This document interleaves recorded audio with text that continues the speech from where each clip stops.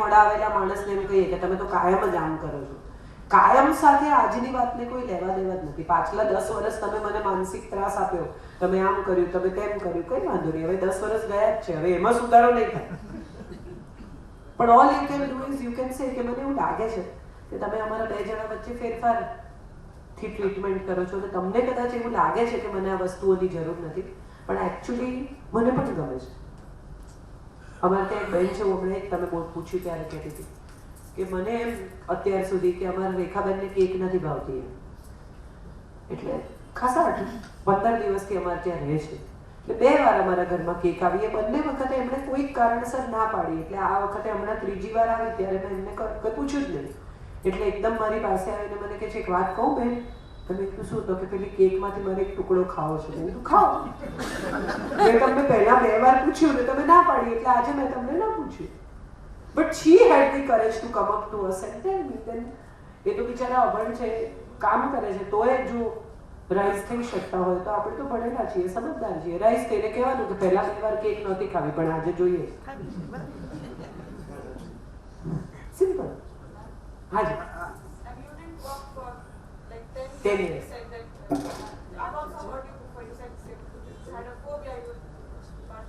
Yeah. So you chose not to work. I chose to work. But still somewhere down the line I feel guilty. Why would you feel guilty? That I don't give as much time to my child. આખો દિવસ ઘેર રહેતી માં પોતાના બાળકને બહુ સારો સમય આપે છે એવું તમને લાગે છે? ના. તો એનો અર્થ એ થયો કે તમે જેટલો સમય આપો એટલો સંપૂર્ણપણે એને આપો. તમારા બાળકને એવું સમજાવવું જ જોઈએ કે મારી માં મહેનત કરે છે, મારી માં રખડવા નથી જતી. ક્યારેક એવું થાય તો એને સાથે લઈ જવાનું, ઓફિસમાં લઈ જવાનું. So which is the best thing you are doing. આજે જ ગઈકાલે મારા દીકરાને મેં મેકબુક આપ્યું અને મારો દીકરો મેકબુક પર કામ કરતો હતો ત્યારે મેં એને કહ્યું, મેં કીધું આ જે મેકબુક તું વાપરે છે ને એને માટે હું અઠવાડિયામાં 2 વાર મુંબઈ જાઉં છું. આ મેકબુકની પ્રાઇસ ક્યારે આવે છે? Let's not underestimate our children understanding also. આપણા બાળકમાં પણ બહુ સમજ છે. હું પણ આવું ગિલ્ટી ફીલ કરતી હતી જ્યારે મેં કામ કરવાનું શરૂ કર્યું ને તથાગત 5 વર્ષનો હતો મારો દીકરો. અને ત્યારે મને પ્રશાંત ભીમાણીએ બહુ સરસ કહેલું કે એને પૂછવાનું તારે આવું છે. એને દર વખતે પૂછવાનું કે તારે આવું છે. અને 2 વાર તમારી સાથે આવશે અને કંટાળશે ને તો એને સમજાશે કે મારી માં ફરવા નથી જતી. જરાય ગિલ્ટી ફીલ કરવાની જરૂર નથી. એને આવતીકાલે જે સગવડ જોઈશે, જે પ્રકારનું એજ્યુકેશન જોઈશે, જે પ્રકારની વસ્તુઓ જોઈશે, જે પ્રકારની હરીફાઈમાં એ ઉતરશે, એમાં જો પૈસા નહીં હોય અથવા અમુક પ્રકારની સગવડ નહીં હોય તો એ તમને એવું પણ કહેશે કે મેં થોડું કહ્યું તો કામ ના કર, ઘેર રહે. સો આ તો નવી પેઢી છે, આ બંને બાજુ બોલશે. આ મજાની પેઢી છે, એમની પાસે દલીલો સિવાય કઈ નથી. સો ડોન્ટ વરી. તમારા હસબન્ડ તમારી બુકો કઈ વાંચે છે? એ આપણે એને જ પૂછીએ. તમે તમારા પુત્રનો બાકીના બધાનો ઉલ્લેખ કર્યો, પણ તમારા હસબન્ડનો, તમારા દાંપત્ય જીવનનો થોડો ઉલ્લેખ કર્યો હોય તો. અને અમે બહુ જ સારા મિત્રો છીએ. અમે સ્કૂલથી સાથે ભણ્યા છે. સંજય બહુ જ સારો ફોટોગ્રાફર છે. He is one of the best photographers Gujarat has head. Publisher છે બહુ સારો. એણે ઉત્તમ સાહિત્યકારોના પુસ્તકો પ્રકાશિત કર્યા છે જેનું નામ છે ઈ સિરીઝ. નાના ચોરસ પુસ્તકો છે જેમાં સાહિત્યકારોના કોટ્સ છે. દાંપત્ય જીવન બહુ આદર્શ નથી, બહુ સુખી પણ નથી. જેવું બધાનું હોય છે એવું નોર્મલ જ છે. પણ અગત્યની વાત એ છે કે અમે બહુ જ સારા મિત્રો છીએ. We've been friends from day 1 and we are friends till today. એટલે અમે એકબીજાને જગ્યા આપી શકીએ છીએ. હું બહારગામ હોઉં તો સંજયને એવો ભય નથી લાગતો કે આ હોટેલમાં ઉતરી હશે તો એકલી હશે કે રૂમમાં કોક આવશે. અને એ જુવાન છોકરીઓ સાથે ફોટા પાડતો હોય કે ફોટો સેશન કરતો હોય કે એની મિત્રો હોય તો મને એવી બીક નથી લાગતી કે કાલ સવારે બેગ ભરીને કહેશે કે હવે હું એમની જોડે રહેવા જાઉં છું. આ અમારા દાંપત્ય જીવનનું સત્ય છે. અમારા બહુ ડિફરન્સ ઓફ ઓપિનિયન છે, કારણ કે અમે બંને અમારી રીતે વિચારીએ છીએ, વાંચીએ છીએ, કદાચ બુદ્ધિશાળી પણ છીએ. તો અમારા બંનેના પોતપોતાના કે હવે ફરી આપણે ધ્યાન નથી જવું. તમારી વાત કરી રહી તો તમારી ના બોલો. હવે હું પણ એક શાળા ચલાવું છું અને તમારા ઘણા પુસ્તક મેં વાંચ્યા છે જી અને હું એનાથી પ્રભાવિત પણ છું. જી એટલે મારું કહેવું એમ છે કે આ ઉંમરે મને ક્યારેક મને પોતાને એવું છે કે મારું વર્ક ઇઝ મને પૂજા, અને હંમેશા મેં એવું જ રાખ્યું છે કે મારું વર્ક પહેલાં પછી ભગવાનની પૂજા, જેમ તમે કહો છો એમ. જી અને એના માટે હું હંમેશા એ રીતે પ્રયત્ન પણ કરું છું. ક્યારેક તોય મેન્ટલી હવે ઉંમરના હિસાબે થોડીક આમ ડર લાગે છે, નીડર નથી રહેતી. જે પહેલાં મારો કોન્ફિડન્સ ને હતો, આજથી વર્ષો પહેલાં મેં શેનો ડર લાગે? 89 થી ચાલુ કર્યું છે પ્લે આઉટ. શેનો ડર લાગે?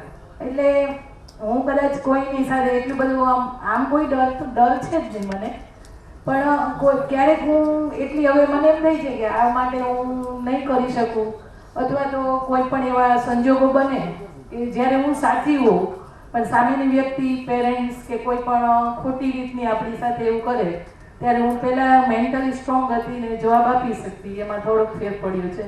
તો આજે હું એવું ઈચ્છું છું કે તમે આટલા લીડર છો અને આટલી એનર્જી છે, તો એના કારણમાં શું તમારું યોગ, મેડિટેશન કે એવું કંઈ કે પર્સનલી તમારો કોન્ફિડન્સ? ના ના, બે વાત છે. તમે હમણાં શું બોલ્યા કે મને ડર નથી, કોઈ વાતનો ડર નથી, તો એનો અર્થ એમ થયો કે તમે સાંભળો જે બોલો છો એ, અને કોઈ આપણી પર એલિગેશન કરે કે કોઈ કંઈ કહે કે કોઈ કંઈ વિચારે, એથી આપણી માન્યતા કેમ બદલાવી જોઈએ? આ સવાલ મને હંમેશા થાય છે.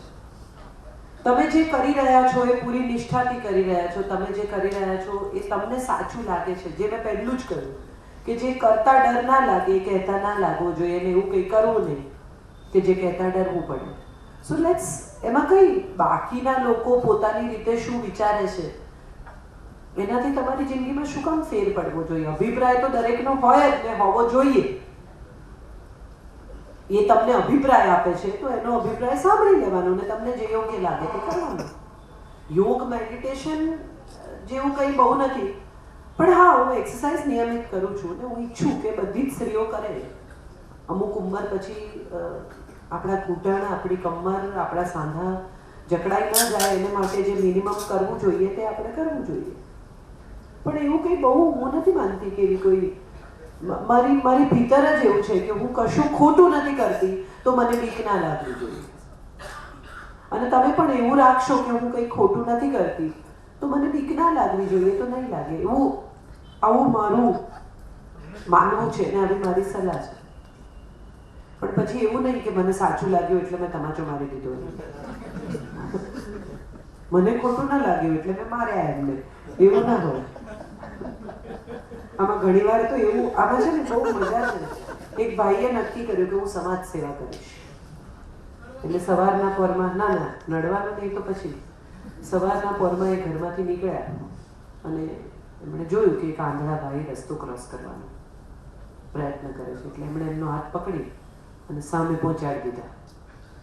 એટલે જે બ્લાઇન્ડ ભાઈ હતા એમણે થપ્પડ ઠોકી દીધી જ્યારે રસ્તો ક્રોસ કરાવ્યો હતો ને એને. એટલે પેલા કહ્યું કે મારે છે, મેં તો ઉલટાની તારી મદદ કરી. તો કે ધૂળ મદદ, હું માંડ 40 મિનિટ પછી આ બાજુ આવેલો.